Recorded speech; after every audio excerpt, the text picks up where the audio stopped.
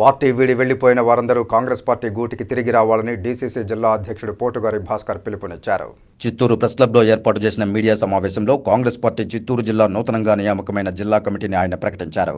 అనంతరం ఆయన మాట్లాడుతూ కాంగ్రెస్ నుండి ఇతర పార్టీలోకి వెళ్లిన నాయకులు మళ్లీ సొంత గూటికి చేరాలని పిలుపునిచ్చారు. వారందరికీ సముచిత స్థానం కల్పిస్తామన్నారు.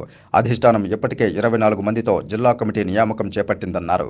ఇందులో జిల్లా డీసీసీ అధ్యక్షుడిగా తనతో పాటు ఉపాధ్యక్షులుగా రామకృష్ణ, ఢిల్లీ, మరికొంతమంది జనరల్ సెక్రటరీగా నియమితులైనట్లు తెలిపారు.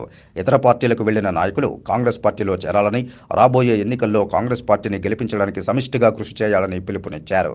డీసీసీ కమిటీ ఉపాధ్యక్షులుగా ఆర్ రామకృష్ణ పలమనేరు నుంచి, ఎంఎన్ ఢిల్లీ నగిరి నుంచి, డి కన్నన్ జిడి నెల్లూరు నుంచి, ఎం సుమంత్ కుమార్ రెడ్డి చిత్తూరు రూరల్ నుంచి, పి ప్రభాకర్ పోతలపట్టు నుంచి, పఠాన్ మస్తాన్ పాకాల నుంచి, ఎన్ మునిశోభ తిరుపతి రూరల్ నుంచి, చెన్నంశెట్టి లోకేష్ బాబు జనరల్ సెక్రటరీగా, వైఎం శ్రీనివాసులు జనరల్ సెక్రటరీస్గా, పిఎం మునివెంకటప్ప జనరల్ సెక్రటరీలుగా,